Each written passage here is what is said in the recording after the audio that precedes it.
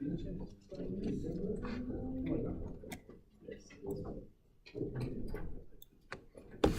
right, so what do we got? We got our test coming up on Thursday, so that's a couple days. I handed out that review. Everybody got a copy of that? All right. Okay. So maybe we could go over it if you all like. You want to go over that? Okay. That's good. Wouldn't mind it. All right. That's good. Now let's give it a run here. So the front of the thing has the topics on it. When you're doing the acceleration stuff, just be sure that you know what to do with constant acceleration versus variable acceleration. Constant acceleration, you can use the algebraic equations. Variable, you use the calculus stuff, right? And then, be sure you match the differentials if you're doing the calculus stuff. Watch your limits. Keep an eye on that. All right. So we got circular motion. Remember, anytime something moves in a curve, there's always a normal acceleration, and that the velocity is always tangent to the curve. And let's see, polar coordinates. If you got spiral type motion, go with polar coordinates and set up a table. Pulleys, just do your dimensioning from a set datum, point that isn't moving.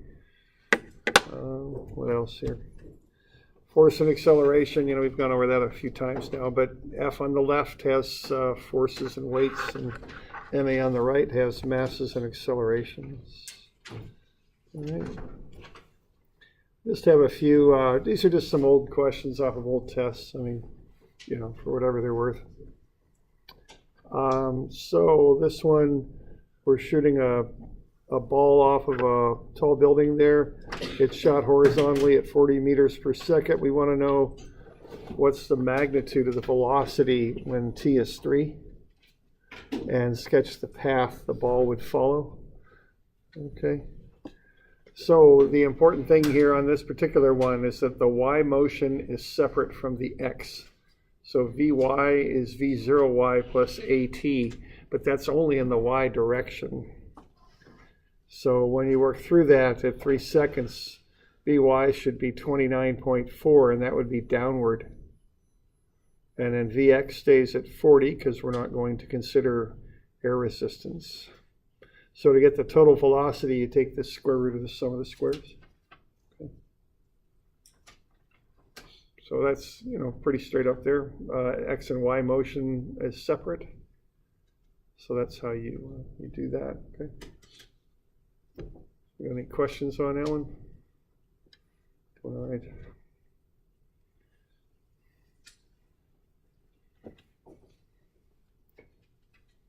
All right. So there we go. So that's the first one.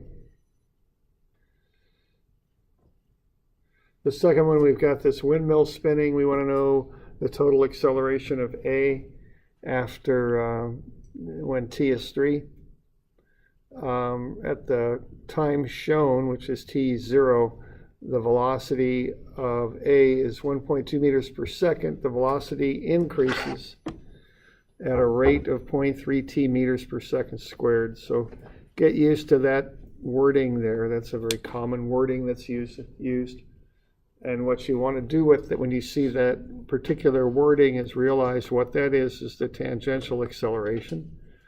And what the tangential acceleration is the change in velocity with respect to time. Okay? So that's A sub t there. That particular sentence would get you A sub t. And what A sub t is the change in velocity with respect to time. So just get used to that, okay? That you could read that sentence and then get to those mathematical expressions, okay? All right, so once you've got that, then, off you go. What you would do with this thing, I think here, would be to, get dv dt equal to 0.3t. then split the differentials. So you got the dv by itself, 0.3 t dt, because what you want to do, you want to match the variable with the differential. So 0.3 t dt, you want that together. Okay, then once you get those differentials put together, what you want to do next then is to integrate, because that'll change the differentials into variables. You can't really relate differentials together so much as you relate variables together. So to accomplish that, you integrate, which does two things. One, it takes the dv and the dt and changes them into variables, v and t. The other thing it does is it adds up over an interval. Okay. So those are the two things that doing an integral does. Now what you want to do there is watch your limits, because you're given that when the time is 0, the velocity is 1.2.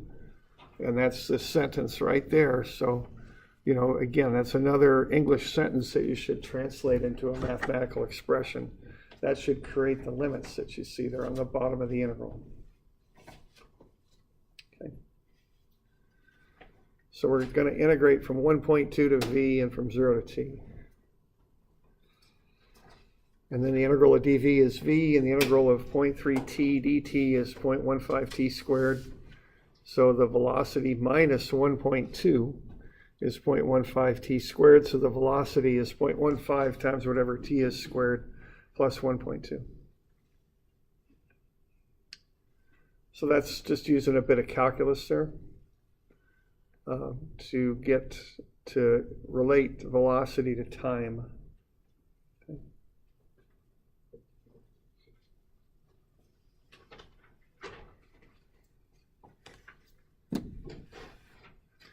Got any questions on that one?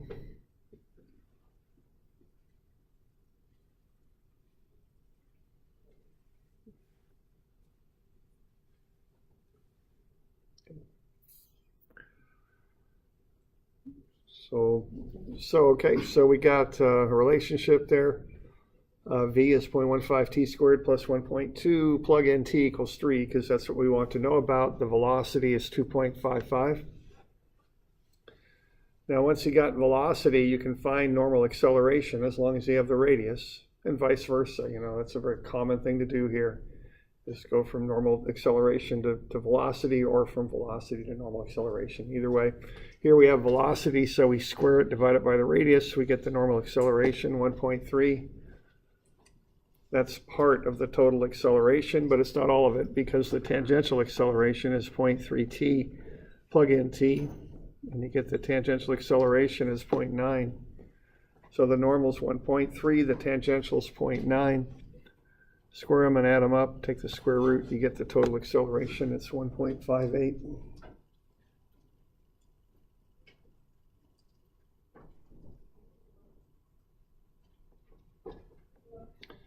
Got any questions on that one?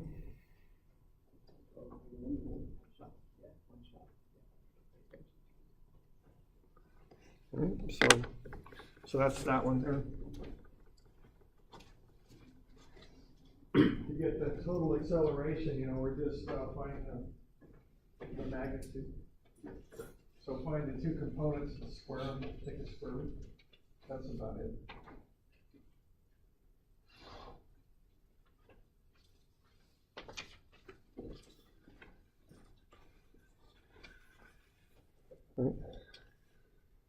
Okay. Okay.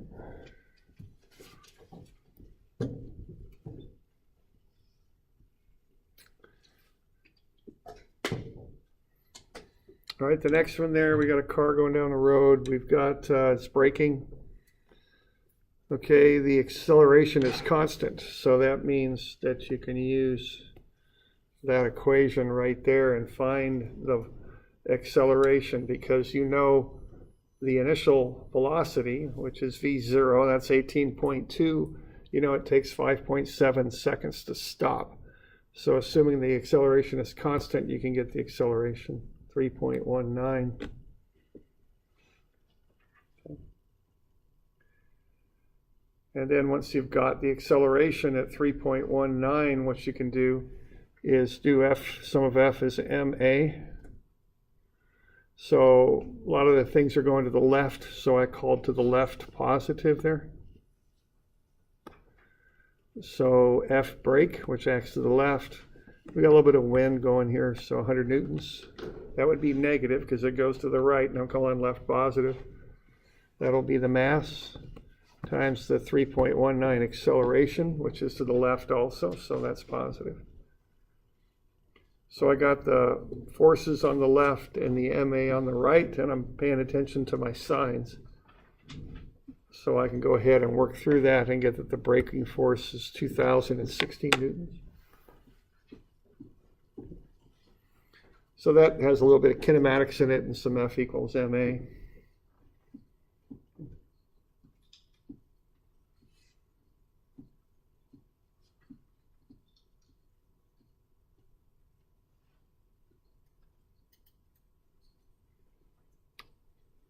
Any questions on that one? Is that okay? Yeah. So on exams, are you going to give us the V is equal to V naught plus acceleration times time with those equations, or do we have to memorize those? Let's see, on the exams, I give you that blue formula sheet. Okay. So you just get a copy Yeah. of it. Okay. And, and also remember a non-programmable calculator. Remember that. I always mention this, but get one of your own, I would suggest, and practice on it a bit. Don't, because the syntax on these things is always a little different depending on which model you've got. Don't get yourself in where you're trying to figure out how to use a calculator in the middle of a test. It's a bad situation to be in. So, I bring some extras with me, but it's better that I think you have your own and you've worked with it a bit, so you're comfortable with it. Okay, be my suggestion. Bring a photo ID. Most of you I know, but not everybody. So especially online students should do that. So just in case, just have that. Okay. All right.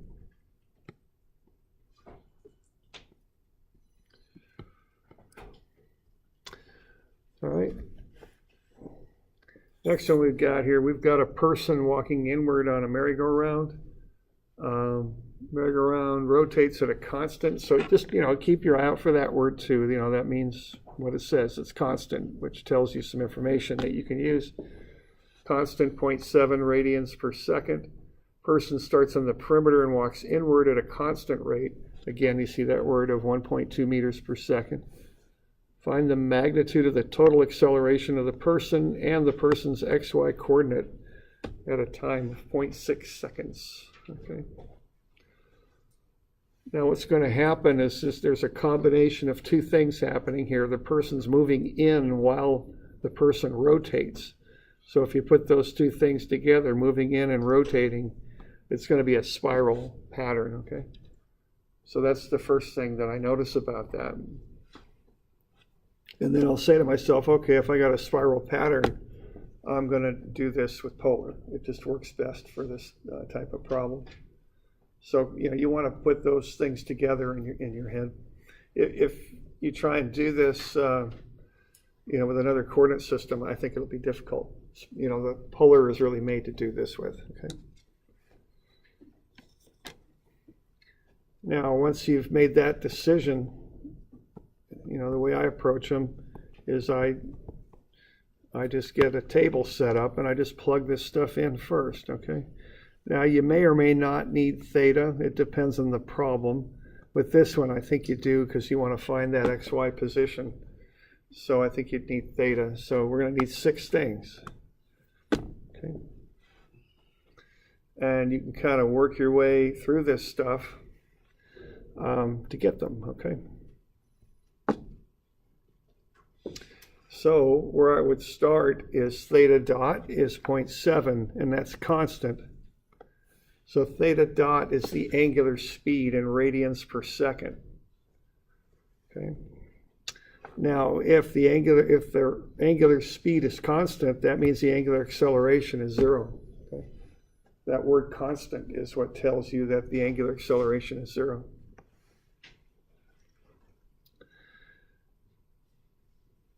Okay, you're also given that the person walks at 1.2 meters per second, but you're told that they're walking inward and you can see it from the sketch. So what inward means is negative, okay? So you do need to pick up that negative on R dot because the person's walking in towards the center. You're going to base your coordinate system on the center of the circle there. And so they're walking towards the center, so that'll be a negative 1.2. Again, the word constant is used, so that's 0 for R dot dot. Okay.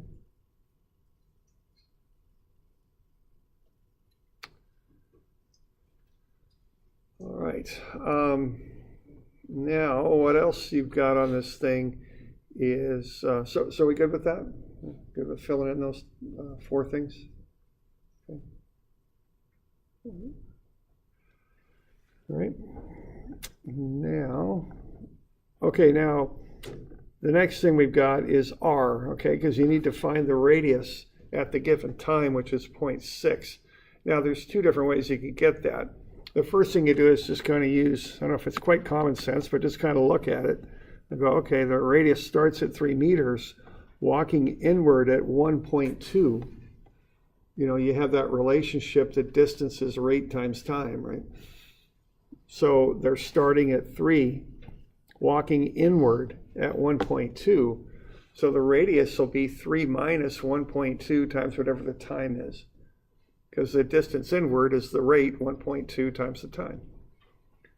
So you can just kind of figure that out by looking at it, really.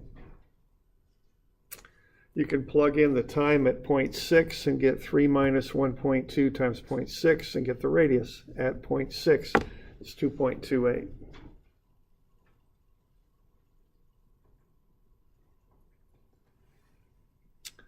Okay.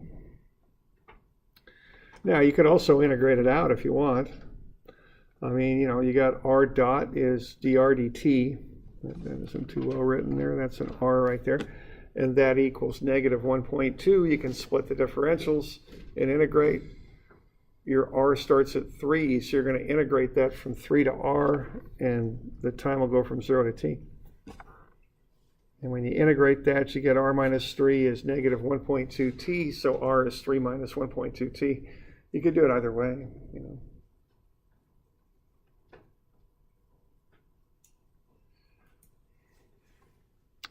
Okay.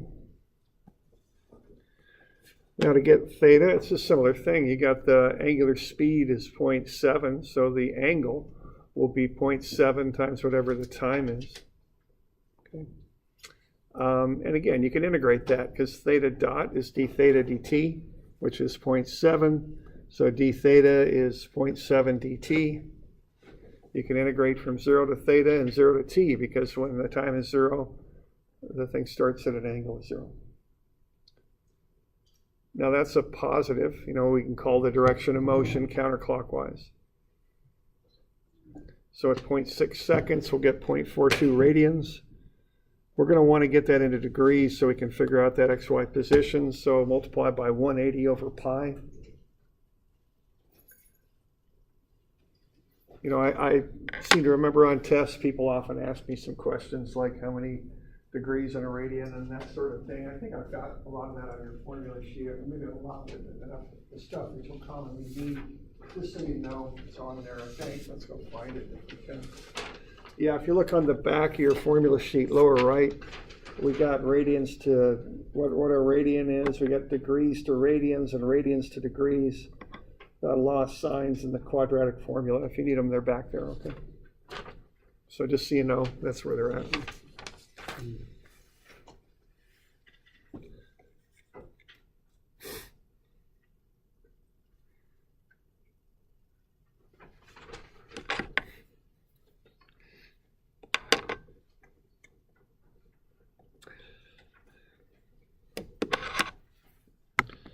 Remember, a friend of mine forgot a little something like that on a test. We had this real, I don't quite know how to describe him. He was a structural engineer, the professor. Kind of castigated him when he walked up and asked him, said it out loud. But of course, half the class kind of heaved this sigh of relief when he did it because I couldn't remember it either, and neither could half the class. So my friend took one for the team there. He couldn't remember the difference between two variables in a structural class. So he asked and got the answer, but he got kind of put down for it. But the rest of us benefited from him, so I appreciated that. But anyway, so that stuff's on there if you need it. Now, what we want to do here is plug the stuff in. So, once you got that table, you just plug the numbers in. You'll get negative 1.12 u sub r. That's the radial component, in and out towards the center. And then minus 1.68 u sub theta. That's the transverse component. So if you want the total, you can take the square root of some of the squares and get it. You've also got the angle. It's 24.1 degrees. You got the radius, so you can go from polar to xy. Just make a right triangle, as I'm showing right here. And get x and y. Okay.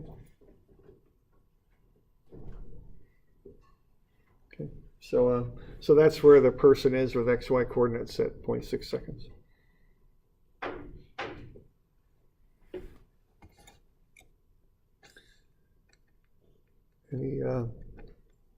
Any questions on that? Doing all right?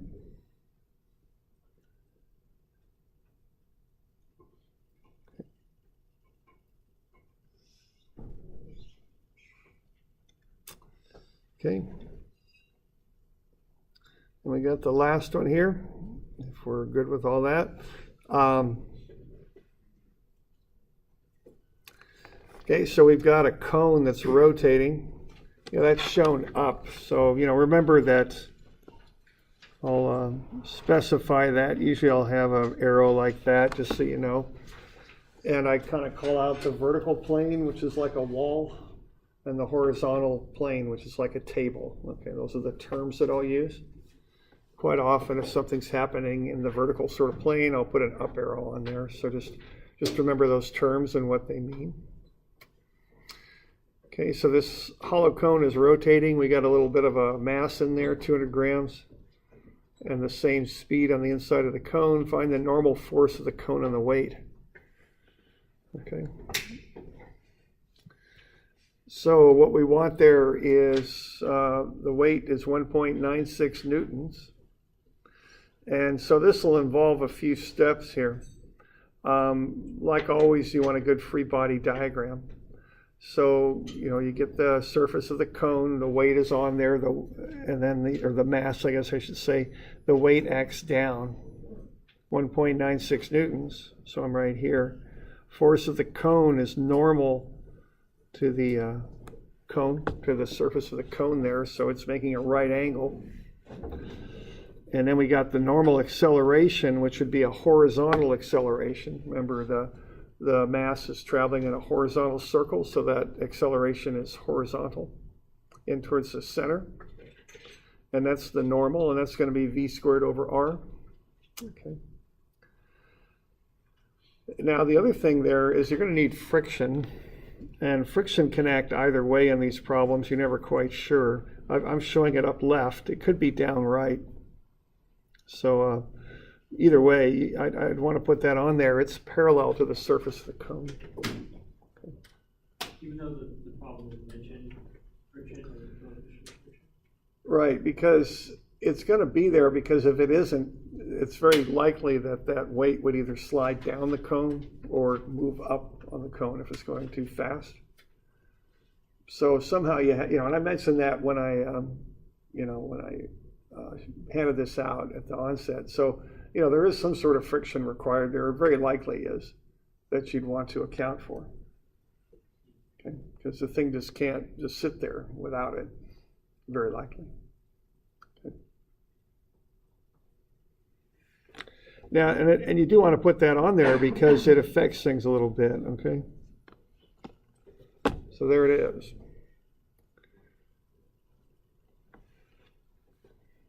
All right, so what you want to do there is find r theta dot, which is the velocity, and then square it and divide it by the radius. That'll get you the normal acceleration. I think you could also use r theta dot squared on that if you wanted.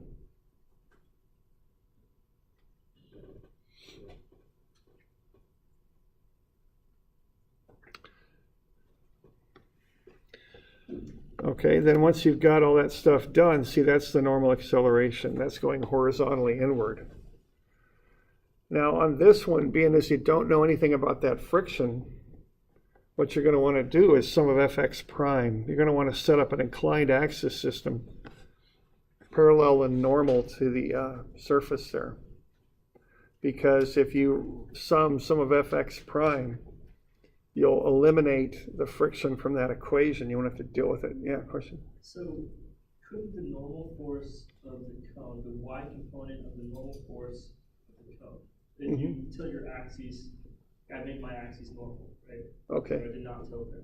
Okay. And I thought that the y component of the normal force from the cone would match the force of gravity. And that's Okay. what would keep it in place in the y direction. Okay. And that's why I'm confused on why. Okay, so the question is, wouldn't the y component of f cone hold the weight up? I mean, basically. The answer is it might, but it might not. So if you are going to make that assumption, you should probably check it. Okay? By just finding what f cone is and then taking in this case it'd be the cosine of 64 times that and seeing that if that matches the weight. If it doesn't, there's got to be some friction involved there. Right. To hold it up. So it might, but the odds of that being perfect, just perfect,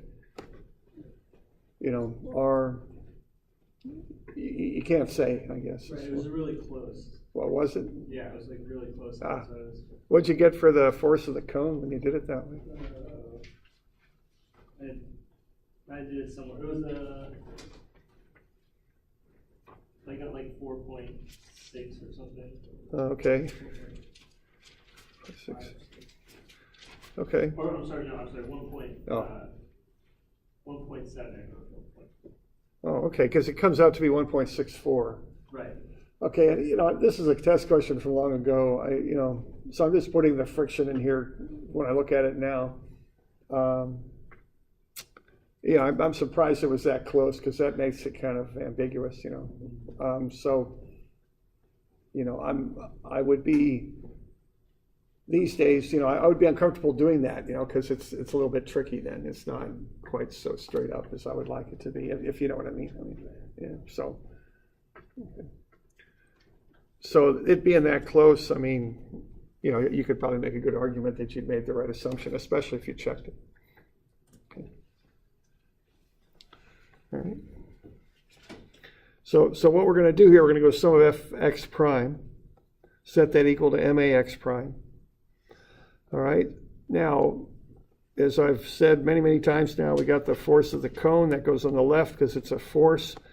You want the component of the weight, which would be cosine 64 times the weight. And that has a minus sign on it because it goes to the left, down left, okay? So the weight and the force goes on the left. And then on the right there, we've got the mass times acceleration, 0.2 kilograms times the acceleration, but then we have to include a cosine 26 component there to get the component of the acceleration in the x prime direction. So we kind of set up the free body diagram based on what we know about acceleration and rotation. That's how we got that normal acceleration and knew that we needed to apply it. And then we go ahead and analyze the free body diagram with the F equals ma. So really, if you get a good picture drawn with the forces on it, the equation will just kind of fall out, as long as you can follow the rules there that I've described.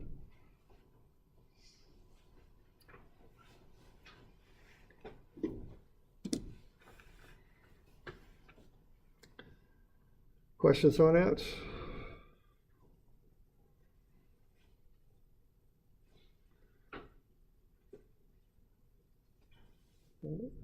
Okay.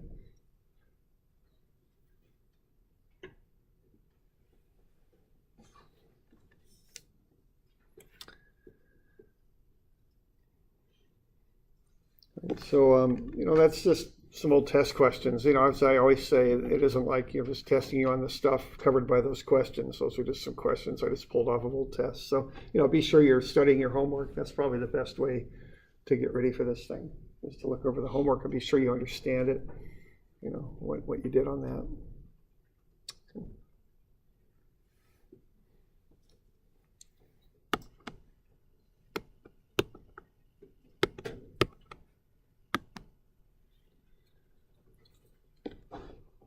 So we're good? We're doing all right?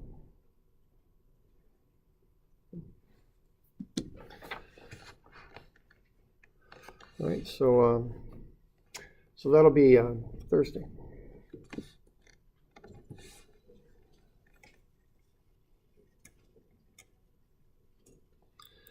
We do have some, are there any other questions regarding the test? Any other stuff?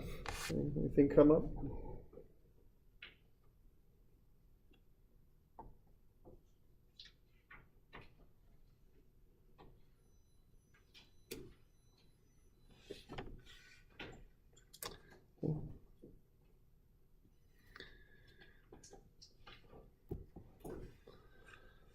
Okay.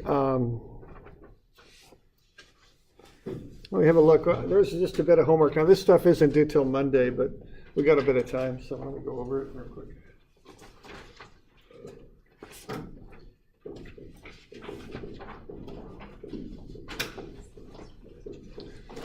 If anything comes up tomorrow, if you got a question, just go ahead and ask me. That's fine about the test and all that.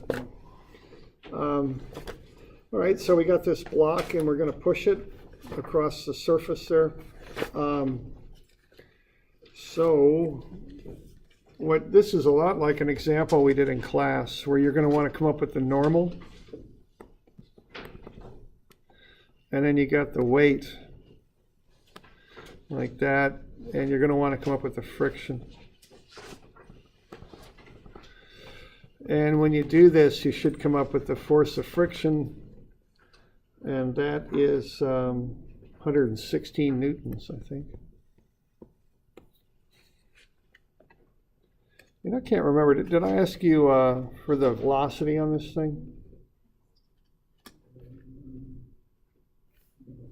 Did I just ask you for the work and whether it's lost or gained energy?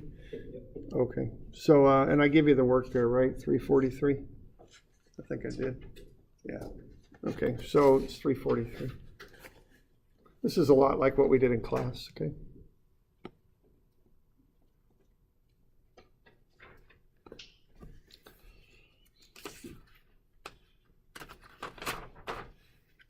So that's the first one.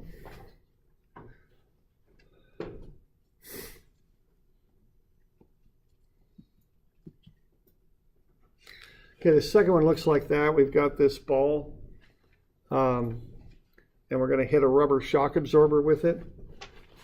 And we want to know what's going to happen after the shock absorber's been displaced 8 centimeters.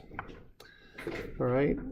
Now, what's up with this one is you don't have a function for this thing.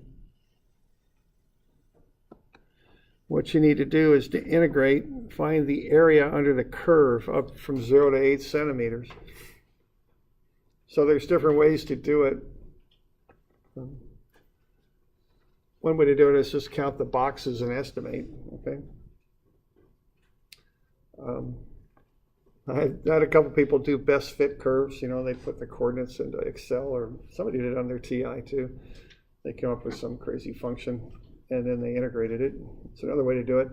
Whatever, but just remember, I think they cover this a lot in math now, but when you're in industry, you're not always going to have these nice clean functions like what you get in a traditional math book to integrate and find the area under. Typically, you get a graph that jumps around and does all this kind of stuff. And so, when you integrate something, remember what it is. It's just the area under a curve. So however you do it, come up with the area under the curve, and just do your best to estimate it right there. And then that'll be the work. Okay. We okay with that? We got any questions on that?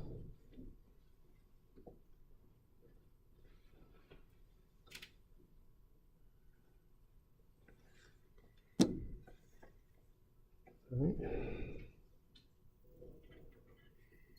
So that's that one, okay?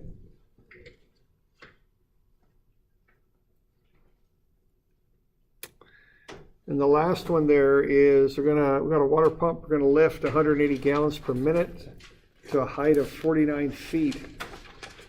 So what you've got there is you got gallons per minute on that.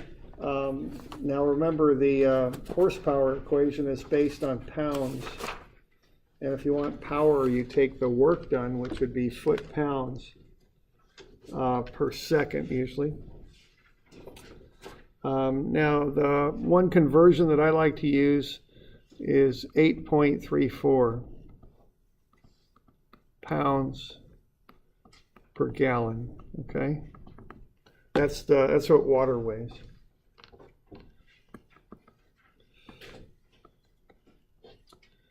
So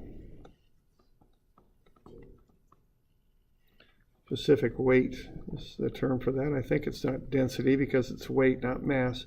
So that's the specific weight of water. So what you're after here, just do your basic kind of unit analysis here. What you want for work is pound-feet. And what you've got there is 180 gallons per minute. And actually, I guess you want pound-feet per minute. You could go with that.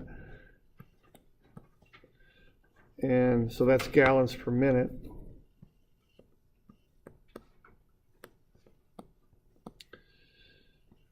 And then you're going up 49 feet.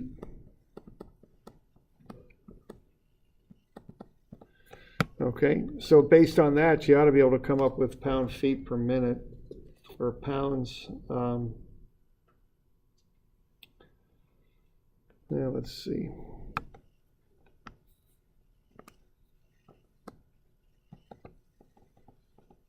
So you ought to be able to do a conversion kind of as shown here.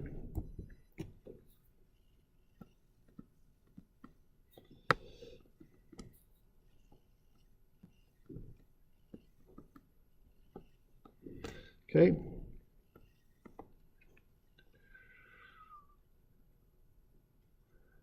So you got this conversion. You're going to have to use that in some form and put it into there because you're not after gallons per minute. You're after pounds.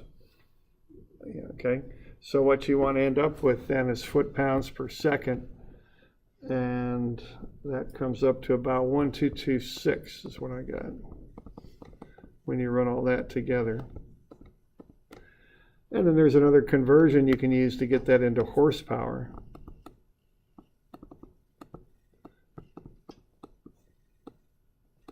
Okay. So, and that's something that you do when you're analyzing things. You just take the basic mechanical units, whatever you're lifting and what speed you're lifting it at and that sort of thing. Look at the pounds that you're lifting, how high you're lifting it and that sort of thing, and then you just convert that into the required horsepower. That's how you'd rate your motor.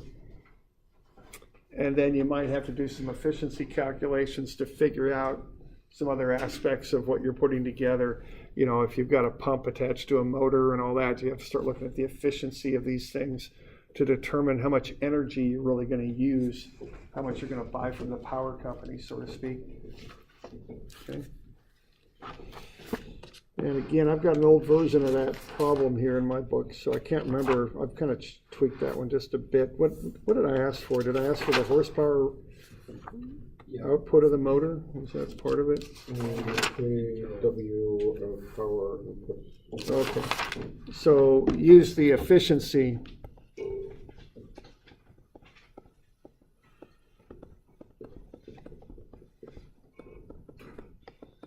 to find the kilowatt required. So the kW is kilowatts. And I don't know what the efficiency was on that thing, but you're given that number. Use it as a decimal, of course. So if you're given a certain percent efficiency, when you calculate with it, you turn it into a decimal.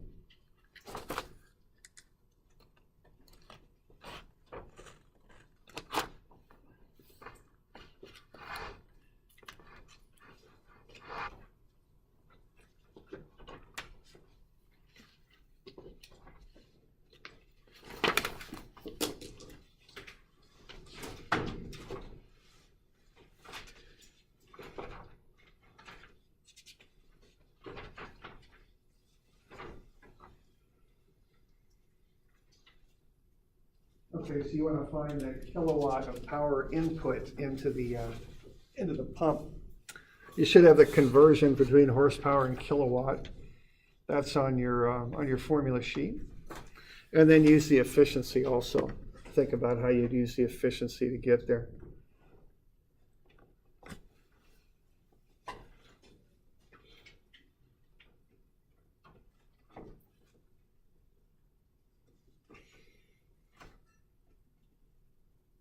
It's about 1.85 when you get it.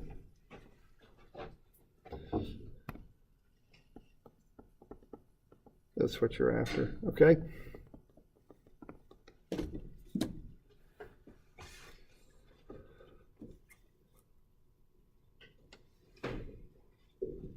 Any questions on that one?